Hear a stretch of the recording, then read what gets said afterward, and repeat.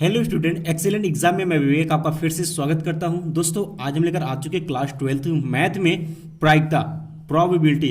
आज दोस्तों हम पढ़ने वाले वेरी वेरी इंपॉर्टेंट लघु उत्तरीय प्रश्न जो कि आपको बोर्ड एग्जाम में 2 अंक एक प्रश्न देखने के लिए मिलेगा। तो दोस्तों आज हम 2 अंक में क्वेश्चन बहुत ही वेरी इंपॉर्टेंट डिस्कस करेंगे और आपको पूरा डिटेल में बताएंगे। और दोस्तों जितने स्टूडेंट क्लास में आ चुके हैं फटाफट इस क्लास को आप लोग लाइक कर दीजिए और अपने दोस्तों में इसे शेयर कर दीजिए। कम से कम 10 से 20 छात्रों में जरूर शेयर करिएगा।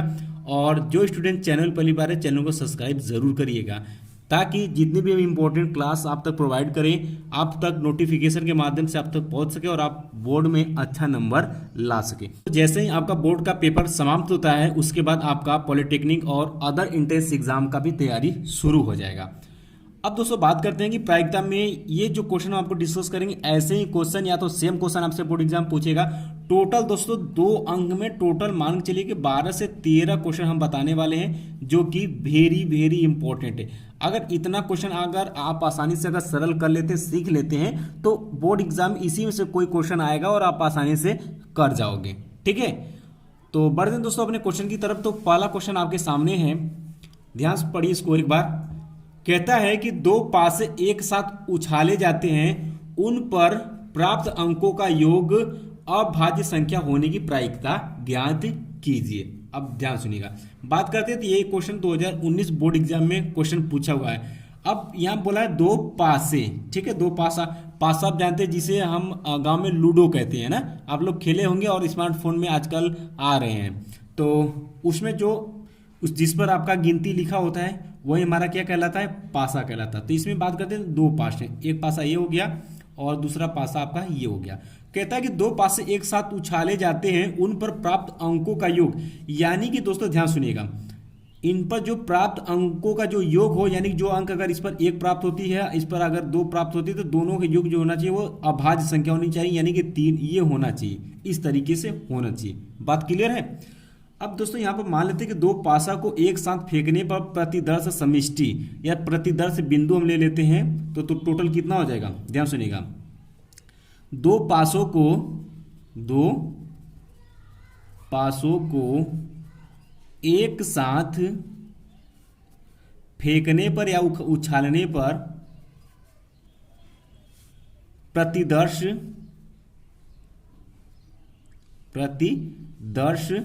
बिंदु या समिष्टि भी इसे कहते हैं, जिसे हम एनएस से प्रदर्शित करते हैं, आप जानते होंगे। ठीक है, अब ध्यान सुनिएगा कितना टोटल आ सकता है दोस्तों, कितनी बार फेंक सकते हैं। इसमें 6 अंक होते हैं, इस पर भी 6 अंक होते हैं, तो 6 गुणे 6 यानी कि टोटल कितना हो जाएगा 36 बार। तो ये जितना कितना हो जाएगा 36 हो जाएगा। ठीक है, एनएस हमें पता हो गया। अब बात करते हैं 2 पासों को फेंकने पर उन पर प्राप्त संख्याओं का योग हमें क्या चाहिए भैया, अभाज्य संख्या चाहिए। तो हम क्या क्या कर सकते हैं। अब 2 पासा पहले मान लेते हैं कि पहले को हमने पकड़ा। अब ध्यान सुनिएगा कि दोनों को हमने फेंका, इस पास से और इस पास से फेंका। इस पर फेंका तो 1 आया, इस पर फेंका तो क्या आ गया भाई 1, दोनों पर एक बार 1 आ गया। ठीक है, इसके बाद इसको फेंका तो 1 आ गया, इस पर फेंका तो 2 आ गया। ठीक है, इस तरीके से आप करिएगा। फिर इस पर फिर से आपने फेंका तो इस पर फिर आपने फेंका तो क्या हुआ। अब दोस्तों ध्यान देने वाली बात यह है, इसमें बोला हुआ है कि जो फेंकते जो संख्याएं आती उनका योग जो होना चाहिए वो अभाज्य संख्या आनी चाहिए। ये मैं कंडीशन लगा रखा। तो ध्यान देने वाली बात यह कि पहले पासे को मैंने फेंका तो 1 आया, दूसरे को फेंका 1 आया, तो इसको जोड़ेंगे कितना आ गया 2 हमारा क्या अभाज्य संख्या है। ठीक है, इसके बाद इस पर मान लेते हैं फिर फेंका तो 1 आया, इस पर फेंके 2 तो कितना आ गया भाई 3, ये भी आपका क्या अभाज्य संख्या है। इसके बाद अगर इस पर 1 आती है, इस पर 3 आते, 3 1 4, ये तो भाज्य संख्या हो गई, तो इसलिए हम इसको नहीं लेंगे। अब मान लेते हैं इसको बदल देते हैं तो इस पर 1 2 आ जाती है और इस पर फेंकते हैं तो 1 आ जाती है, 2 1 3, ये भी क्या आ गया अभाज्य संख्या। ठीक है, ये हो गया। फिर इसके बाद इसको फेंके तो 2 आ गया और क्या आ गया भाई 3 ले लेते हैं, 2 और 2 आएगा तो 4 हो जाएगा जो कि भाज्य संख्या है, तो हमें अभाज्य लेना है। तो ये भी देखिए 3 2 5, ये भी क्या है आपका अभाज्य संख्या, ये समझाने के लिए इतना लिख रहे हैं। ठीक है, इसी तरीके से दोस्तों आगे फेंकते हैं तो इस पर फेंकते हैं तो अब 4 आ जाती है, इस पर अब नहीं 2 हो गया। ठीक है, इस पर फेंकते हैं तो अब इस बार 3 आ जाती है और इस पर फेंकते हैं तो 1 ना आकर कितना दे 2, तो 3 2 5, ये भी आपका क्या अभाज्य है। इसके बाद फिर फेंकते हैं इस पर तो दोस्तों इस पर 4 आ जाती है और इस पर क्या आ जाती है 1 आ जाती है, ये भी अभाज्य है। इसके बाद इस पर फेंकते हैं भाई तो इस पर क्या आ जाती है आपकी 1 आ जाती है और इस पर क्या आ जाती है आपकी 4 आ जाती है। इसी तरीके से फिर इस पर फेंकते हैं तो 2 आती है और 5 आती है, फिर फेंकते हैं तो 5 और 2 आ जाती है, फिर फेंकते हैं तो 3 और 4 आ जाती है, फिर फेंकते हैं तो 4 और 3 आ जाती है, फिर फेंकते हैं तो 6 एक बार आता है पहले वाले पर, दूसरे वाले पर 1 आ जाता है, फिर फेंकते हैं तो 1 और 6 आ जाता है, और उसके बाद 5 और 6 आ जाता है, और उसके बाद फिर फेंकते हैं तो दोस्तों आपका 6 और 5 आ जाता है। दोस्तों देखिए ये जितने हमने फेंका हुआ है सब क्या आपकी अभाज्य संख्या है, देख सकते हैं 2 है, 3 है, 3 है, फिर 5 है, फिर 5 है, फिर इसको जोड़ेंगे तो फिर 5 आ जाएगा, इसको जोड़ेंगे फिर 5 आ जाएगा आपका, इसको जोड़ेंगे 7, ये भी अभाज्य संख्या है, इसको जोड़ेंगे 7, ये भी अभाज्य संख्या, ये भी 7 अभाज्य संख्या, ये भी 7 अभाज्य संख्या, ये भी 7 क्या है आपकी अभाज्य संख्या, ये भी 7 अभाज्य संख्या है, और 6 5 11 ये भी क्या है अभाज्य संख्या, ये भी क्या है आपका अभाज्य संख्या, देख सकते हैं। तो अब इसको हम टोटल काउंटिंग कर लेते हैं कितने अभाज्य संख्या है भाई दोनों पासों को फेंके तो। देखिए 1 2 3 4 5 6 7 8 9 10 11 12 13 14 15 आ गया, ठीक है। तो यहाँ से कह सकते हैं कि हमारा यन ई बराबर जो घटना घटित हुई कितने भाई 15 आ गया टोटल। तो हम लिखेंगे अतः अभीष्ट प्रायिकता, अतः अभीष्ट प्रायिकता ये हमें निकालनी थी। तो सूत्र आप जानते हैं क्या होता है प्रायिकता, P बराबर क्या हो जाती है यन ई जो घटना घटित हुई बट्टे के आपका प्रतिदर्श समष्टि या प्रतिदर्श बिंदु, यानी कि टोटल जो घटना घटित हो सकती है। तो यहाँ पर हम क्या लिखेंगे यन ई एस लिखेंगे, ठीक है। तो यहाँ बात कितनी घटना घटी भाई 15 बार, तो ये कितना आ गया 15, और नीचे टोटल कितना 36 बार घट सकती थी।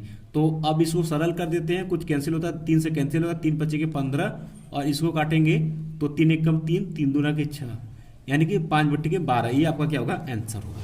मिला लीजिएगा क्वेश्चन, क्योंकि दोस्तों ध्यान सुनिएगा ऐसे क्वेश्चन अक्सर करके पूछे जाते हैं, और ये क्वेश्चन यहाँ पर आपको कंडीशन दे रखा था अभाज्य होने के लिए। अगर इसी में अगर भाज्य देता दोस्तों तो ये सब नहीं होता, बाकी शेष जो होते वो आपका माना जाता है, ठीक है। इंपॉर्टेंट क्वेश्चन 2019 से क्वेश्चन पूछा, ऐसे क्वेश्चन आपसे पूछ सकते हैं। अगर इस क्वेश्चन में तनी भी प्रॉब्लम आई है तो जरूर हमें कमेंट करिएगा।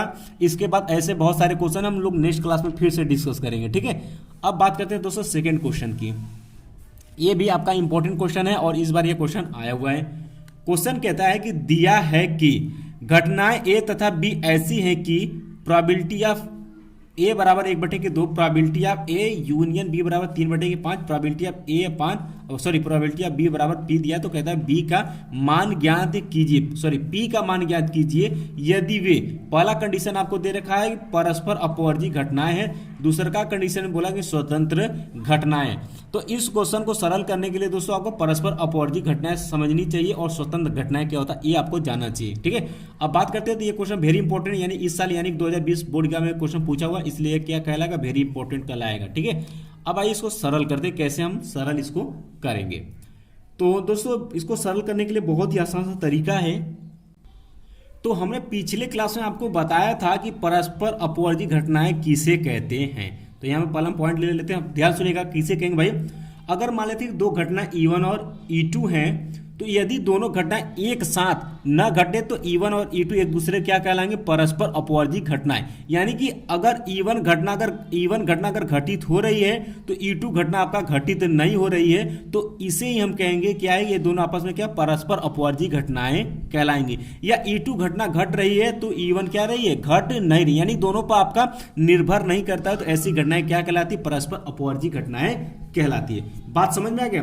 तो दोस्तों परस्पर अपवर्जी घटनाएं में आपका probability of A intersection B हमेशा क्या होता है, जीरो होता है। क्या होता है भाई, probability of A intersection B हमेशा क्या होता है, जीरो होता है, क्योंकि दोस्तों ए मतलब E1 और E2 अगर दो घटनाएं तो दोनों आपस में क्या होंगे, निर्भर नहीं करेंगे, ठीक है। इस तरीके से अगर बात करें तो यहाँ पर दो घटनाएं ए और बी हैं, तो दोनों घटनाएं एक दूसरे पर क्या एक साथ नहीं घटेंगी, यानी ए घटेगा तो बी नहीं, बी घटेगा तो ए नहीं। ये किस में आएगा दोस्तों, आपके परस्पर अपवर्जी घटना के अंतर्गत आएगा।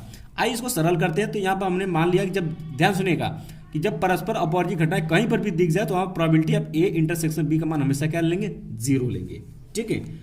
अब दोस्तों हम लोग जानते हैं कि एक सूत्र हम लोग जानते हैं, पिछले क्लास में मैंने आपको बताया था, probability of A union B बराबर होता है probability of A plus probability of B plus probability of A intersection B होता है। जहां पर आपका प्रोबेबिलिटी ऑफ ए इंटरसेक्शन का मान क्या इस कंडीशन के लिए जीरो हो गया है, तो यहां से हम probability of A union B बराबर आपका क्या हो जाएगा, probability of A plus probability of B, सभी का मान दिया हुआ पुट कर देते हैं। ठीक है, तो देखिए probability of A union B का मान क्वेश्चन में दे रखा है भाई, कितना दिया 3/5 रख देते हैं बराबर प्रोबेबिलिटी ऑफ ए का मान दिया हुआ है 1/2 प्लस प्रोबेबिलिटी ऑफ बी का मान दिया हुआ हमें पी का ही हमें मान यहाँ पर ज्ञात करनी है। ठीक है, तो आइए सरल कर देते हैं, तो इसको इधर लेकर आते हैं, तो क्या हो जाएगा p बराबर के 3/5 माइनस 1/2, सरल करेंगे एलसीएम क्या हो जाएगा यहाँ पर 10 हो जाएगा, 2 तय के 6 और माइनस यहाँ करेंगे तो 5 हो जाएगा, यानी कि p बराबर यहाँ से आपका आ गया 1/10।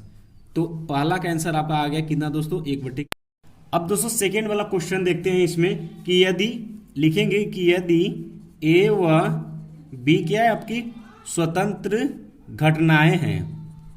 ठीक है, ये हो जाएगा, तो यहाँ से हम लिखेंगे तो प्रोबेबिलिटी आप क्या हो जाएगा, probability of A intersection B बराबर सूत्र क्या होता है, probability of A into probability of B, मैंने पिछले क्लास में आपको समझाया भी था। ठीक है, अब सभी का मान यहाँ पर हम लोग रख देते हैं, तो प्रोबेबिलिटी ऑफ ए का मान 1/2 दिया और प्रोबेबिलिटी ऑफ बी का मान हमें क्या दे रखा है, बी क्वेश्चन में दे रखा है, यहाँ से आपका आ गया probability of A intersection B आ गया।